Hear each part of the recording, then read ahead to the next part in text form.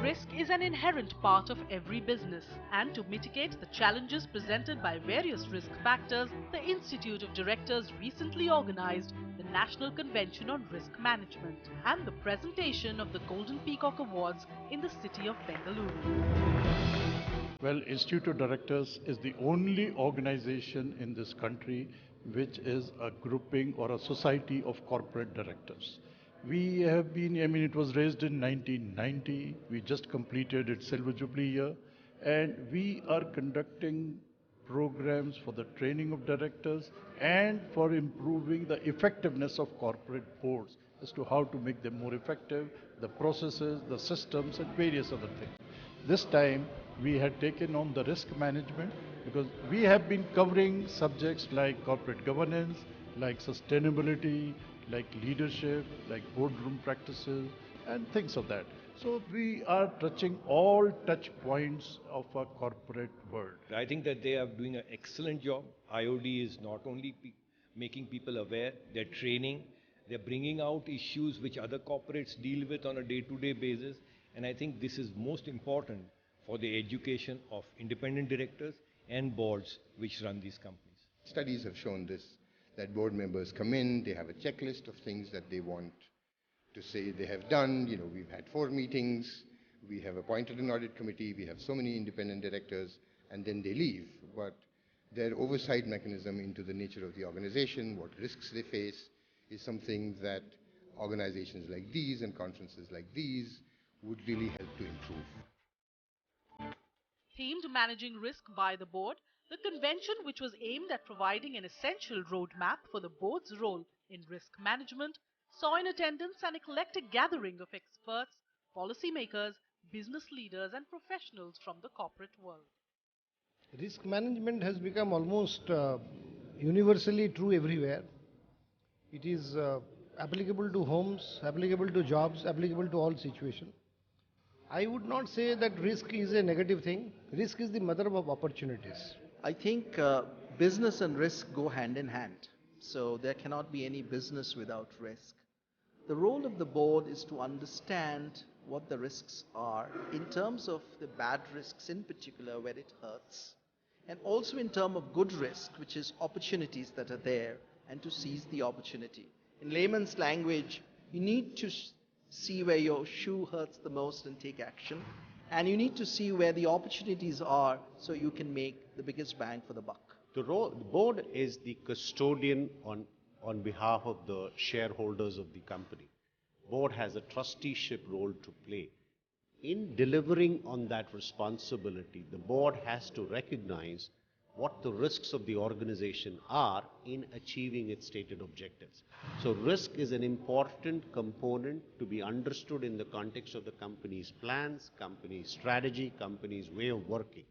And that's where the board comes in. The inaugural session of the convention, which was presided by former Chief Secretary S.V. Ranganath and the former Chief Justice of India M.N. Venkatchalaya amongst others, threw light on the emerging trends and the need of a potent risk management policy in every corporate setup.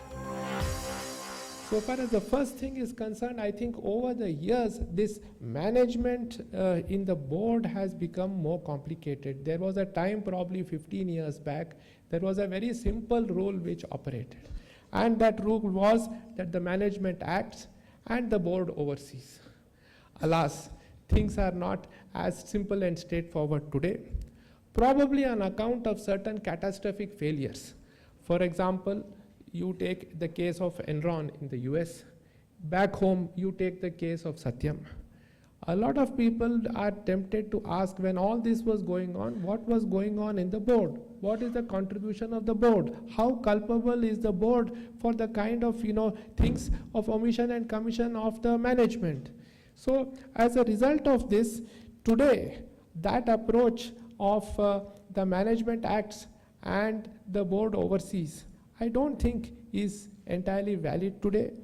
Today the boards are being scrutinized for their performance or the lack of it from all sides. I think we are very fortunate that the IOD has organized this Risk Management National Convention. It has not come a day too soon, and I am sure the deliberations of today's conference will enable the participants and others to raise the right questions. Thank you very much.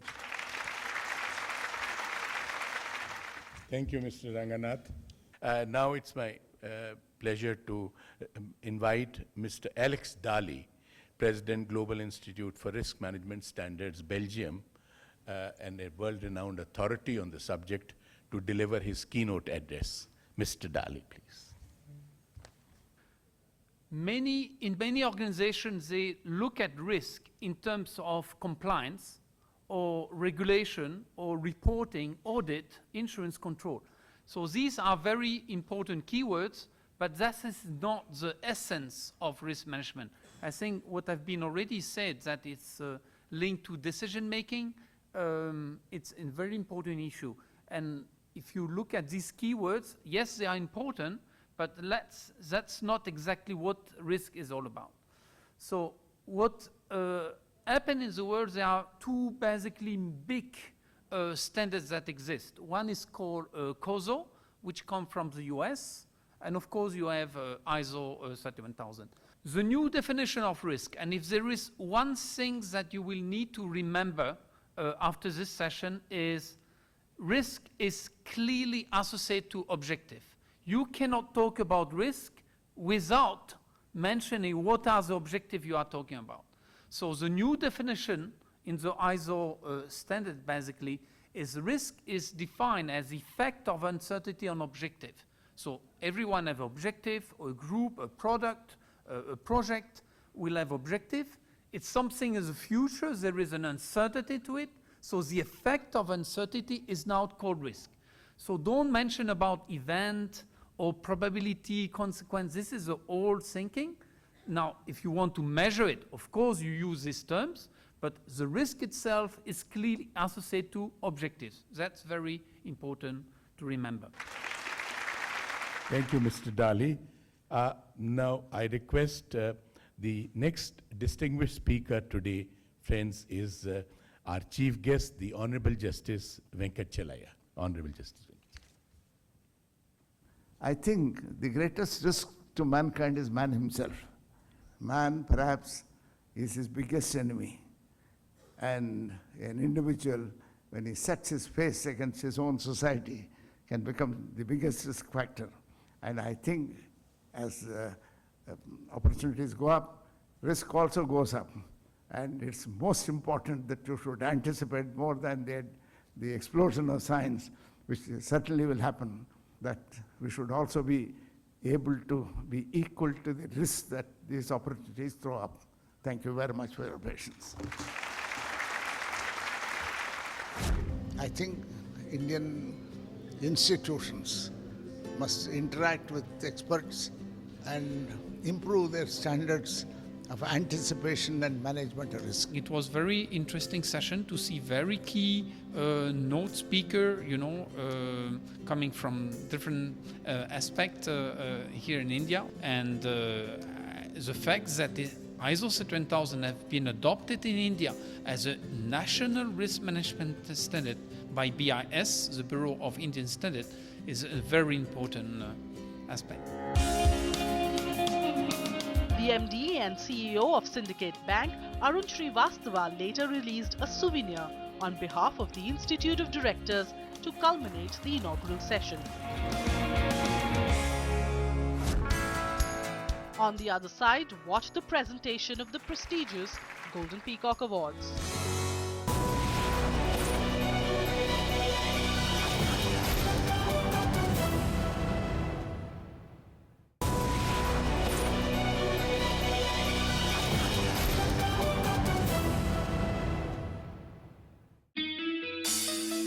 If a bank doesn't take risk, there is no way it can make money. The convention not only provided networking opportunity to board members from various organizations, but also gave a chance to attendees to interact and gain valuable insights about the inner workings of the institutional risk management systems. Most of the solution lies within the company. Your people are the best people to give you solution. You need not go out. I can tell you 99% problem will be solved if you talk to your people. They have all the solution. Here the case is we keep our employees motivated and involved in this. Now, if you look at the banks, banks actually are in the business of taking risk. If a bank doesn't take risk, there is no way it can make money. So our business is basically you take deposits, you deploy them into various activities, like some part of the deposits that go into government securities to meet CRR, SLR requirements. But that doesn't give you any return. So if you look at the return which comes out of that, it's probably less than what you pay to your depositors. So ultimately, as a bank, you can only make money when you can lend it to businesses, earn a spread on what you are paying to your depositors. So that is where the risk comes. So if you think that there can be a bank which doesn't have risk on its balance sheet, I think that would not be true at all. So the question is, how much risk you are willing to take actually. So as the whole enterprise level, the first thing which needs to be done by a bank probably is to define its risk appetite statement. What is an acceptable risk? What is not an acceptable risk? So having done that, so the skill really for the bank lies in identifying the risk, pricing those risks properly, monitoring the risk on a regular basis, and then managing the risk. That is where ultimately I think a bank, the difference between a successful bank who manages the risk well and a bank who doesn't manage the risk well would lie actually. Within the banks also, I mean, there's always a fight which goes on between the credit department and the risk management department. The risk management department tries to be a little extra conservative and tries to pull one down, and the credit department thinks that why is this department of risk department existing? So gradually now, with stresses coming up in the business environment, the two departments are learning to grow together so that in the medium term, the stresses which we have been facing in the past would not be there. If you think risk management in banking is complicated and challenging, wait until you hear from me about risk management in family business. Family business are employing around 80% of workforce worldwide. Around 90% of family businesses, they don't make it beyond the third generation unless they become an institution, unless they have risk management on board. So the first generation creates the wealth, the second generation enjoys the wealth and sustains the wealth, sometimes grows the wealth. But in most cases, the third generation destroys the wealth. That's why we need risk management in the family business. However, the biggest challenge of all, as you said before, is people. It is culture. And that's what we've done at SECCO. I joined SECCO 4 years ago from a long career in banking in London. What we started doing 4 years ago, let's talk to your people. Let's talk to people as a subsidiaries, make it a bottom-up approach. We had training sessions, conversations like we're having in this town hall about risk, its importance, why we cannot survive without risk. We send them on trainings. They start buying in. Changing the culture is your biggest risk. If you do that, then the sky is the limit. Earlier in the 80s and 90s, you only used to see that there used to be growth. But suddenly from a 9% growth, you have come down to 4-5% growth, and from 4-5%, you go up to 10%, 9% growth. So those cyclicality, that is something where we are now evolving our risk policies also. Plus, till now, the risk department was actually separate from the credit wing. Because of this, now we have a better realization, and so they are moving more in tandem. So we hope that in future the same issues will not come up. Earlier, the businesses were driven generally by the top line considerations. Okay, so now, in addition to the top line, we also look at what is the risk arising out of those businesses that we do. So we have in place now things like risk-based budgeting. We have, risk-based pricing of all the loans that we give. So risk already has started playing a very big role in the way we manage a bank, and I think going forward it's going to be even bigger role that the risk management department will have to play. The highlight of the evening The presentation of the Golden Peacock Awards for Risk Management 2015 was presided over by the guest of honor, Minister of Industries, R.V. Deshpande. Friends, I'm very happy to be here this evening, and the Institute of Directors, I'm told you are celebrating the Silver Jubilee also now, so congratulations on that, and you're doing a great job.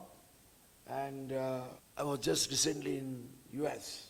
The EY released a report of the survey of the countries which matter in the world, and they came to a decision after a survey that the most attractive destination for investment is India. And for FDI, the most attractive destination in the world is Bengaluru, Karnataka. And I had the opportunity to release that report in New York. So what I was telling you that Karnataka is, as you know, a very leading, progressive, industrialized state, an industrially friendly state. But all this credit, along with the government, the people, has to go to the investors also, who have brought prosperity to the state, who have created jobs for the youth, and I thank them. While doing so, it was nice of the Institute of Directors to deliver the Golden Peacock Awards for the services rendered, the distinguished services they are rendered in different fields.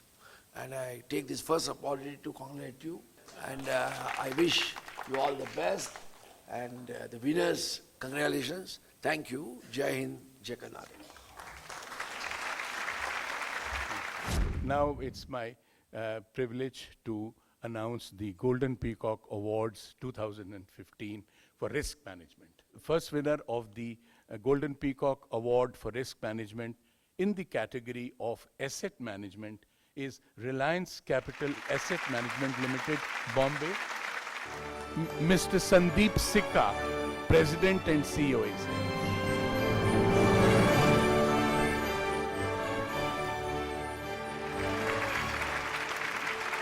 The second winner of the Golden Peacock Award in the category Automobiles is Mahindra & Mahindra Limited, Bombay. Mr. K.N. Vaidyanathan, Executive Vice President and Chief Risk Officer, is here to receive the award. Mr. Vaidyanathan.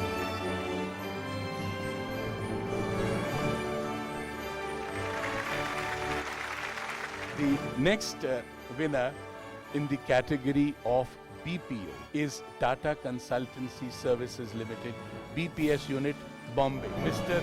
Rajesh Agarwal, Head, Delivery Excellence and Risk Management, and his team are here to receive the award.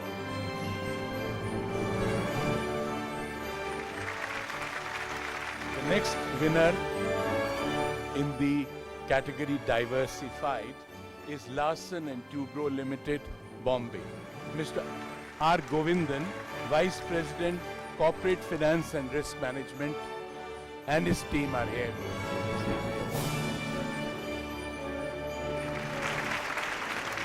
Next winner of the GP Award in the sector Financial Services is Setco Holding Group, Saudi Arabia, and Dr. Wael Aid, Head Risk Management, is personally here to receive the award.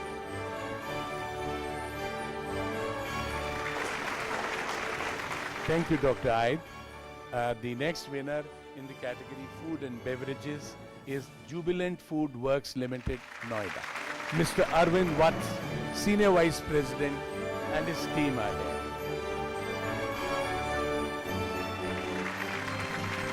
Next winner of in the category Insurance is SBI Life Insurance Company Limited, Bombay, Mr. NKV Roopkumar.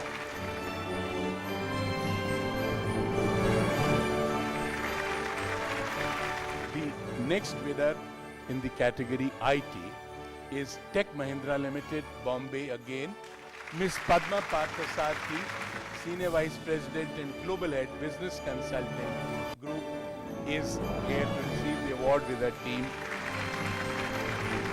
The next winner is Ken India Limited, Gurgaon.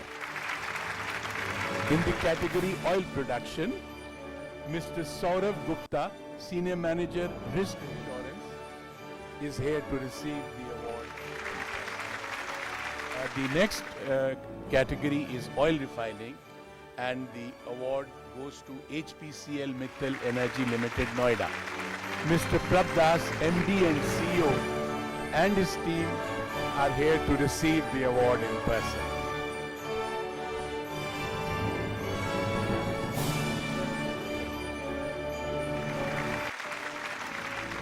Next award in the category of steel is Tata Steel Limited, Bombay.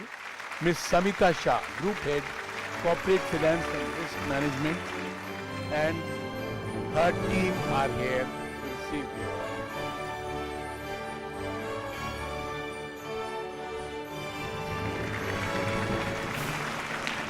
The last award for this evening's function is in the category transportation, the aviation sector, and the Mumbai International Airport Private Limited, Mumbai.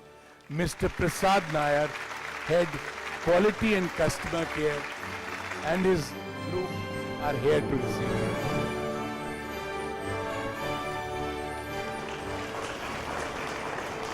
Venue for our conference being the most favored destination. So I trust you will appreciate the wisdom of IOD in choosing Bangalore as Being in business is to manage risks, and if you can better manage your risks, you can actually profit from that.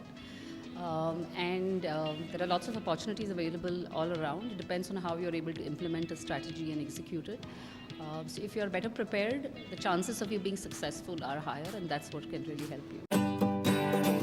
Enterprise risk management in business practices is a major concern today, and initiatives like the Convention on Risk Management will go a long way in formulating strategies for mitigating major risk through the board itself.